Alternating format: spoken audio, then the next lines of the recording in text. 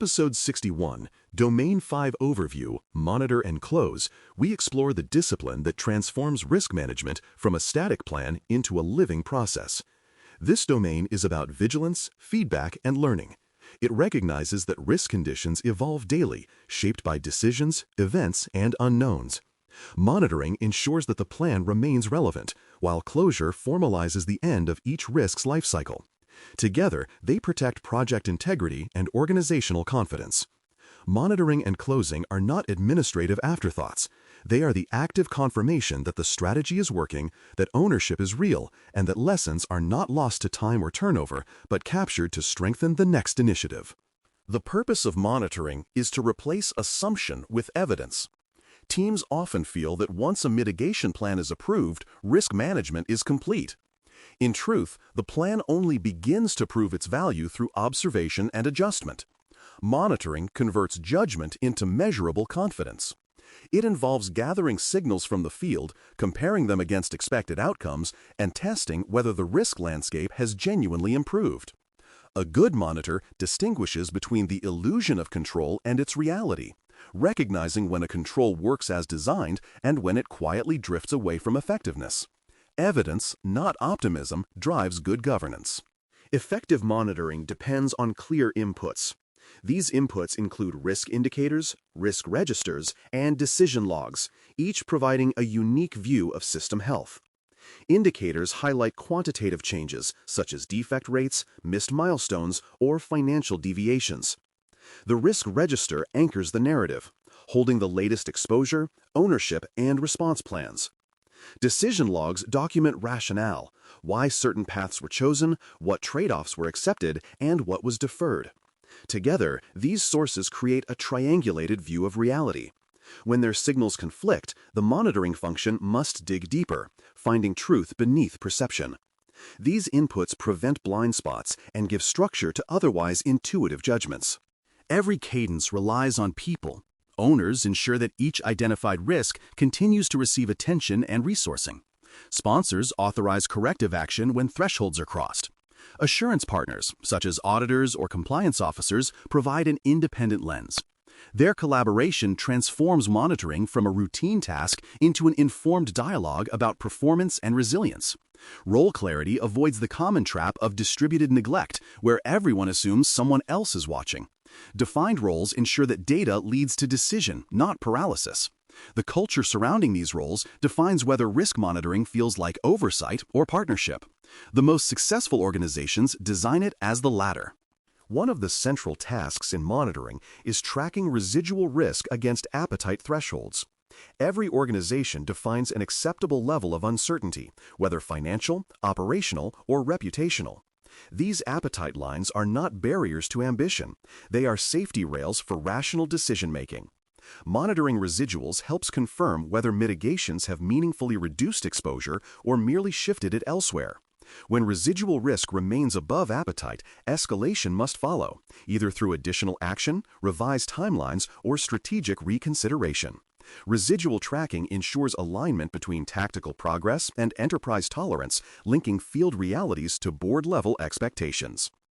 Monitoring also detects trend shifts and inflection points, moments when small deviations compound into new patterns. This might appear as recurring schedule delays, rising defect counts, or subtle budget erosion. Spotting these early enables proactive adaptation before the slope steepens. Trend analysis converts static data into predictive insight. It bridges quantitative signals and qualitative context. In practice, it means plotting indicators over time, asking what the trajectory says about future risk posture. Trend sensitivity is a hallmark of mature risk oversight because it emphasizes learning from movement, not just measurement at a single point in time. Verification ensures that implemented actions achieved their intended effect. Too often, risk responses are marked complete simply because they were executed, not because they worked. Verification closes that gap. It compares observed outcomes against predicted ones and asks whether the risk level truly declined. If not, the team must analyze root causes. Was the response insufficient, mistimed, or misapplied? Verification transforms activity into assurance. It also reinforces credibility. Stakeholders can trust the process when closure follows demonstrated effectiveness rather than procedural completion. This practice builds long-term confidence in both methods and metrics. Sometimes risks must be reopened. When underlying assumptions change, a previously closed item may regain relevance. A control that worked under one vendor, toolset, or regulation might fail under another. The ability to reopen is not a sign of weakness but of vigilance. It reflects adaptive learning, acknowledging that reality evolves faster than documentation. Reopening a risk also sends a cultural signal. Closure is conditional, not complacent. It keeps the organization agile, ready to re-examine decisions as new information surfaces, preventing the rigidity that turns frameworks into relics instead of instruments of resilience. Monitoring cannot exist in isolation. It must integrate with issue and incident management. When a control gap escalates into an incident, the risk function must trace backward. What warning signs were missed? Conversely, when incidents reveal unregistered risks, monitoring must expand to include them. This feedback loop ensures that operational reality continuously refines strategic oversight. It strengthens collaboration between project teams, compliance staff, and crisis responders. The intersection of risk and incident data produces valuable hindsight that can prevent repetition. Integration ensures that lessons from the trenches inform planning at the top. Closure, in contrast, is the formal end of a risk's active management. But closure is not arbitrary. It must meet objective, auditable, and agreed criteria. Objective means based on data rather than perception. Auditable means others can verify the conclusion.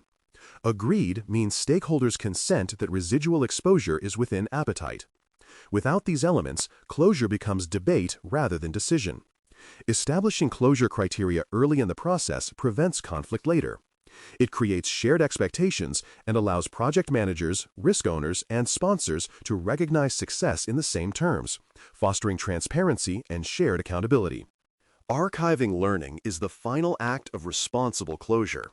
Each risk journey reveals insights about context, timing, and control design. Capturing those insights prevents organizational amnesia.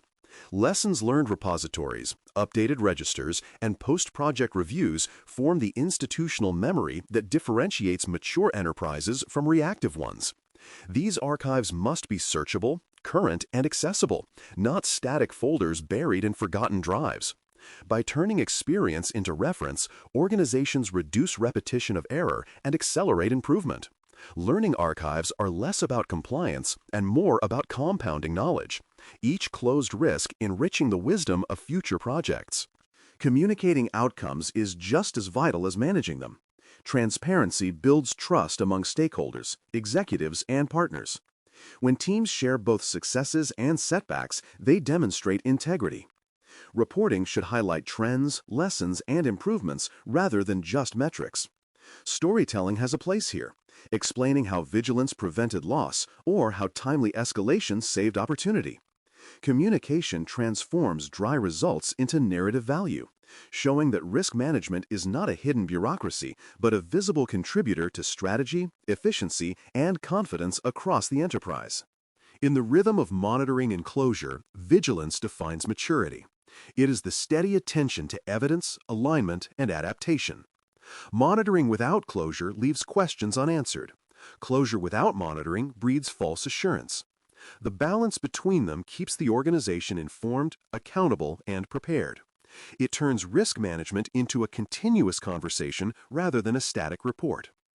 In Domain 5, we see that completion is not the absence of risk, but the validation of resilience. Through vigilance and learning, projects end not with uncertainty, but with understanding, an earned confidence that endures beyond the final deliverable. Thanks for listening. For more audio courses, daily newsletters, and more, please visit baremetalcyber.com.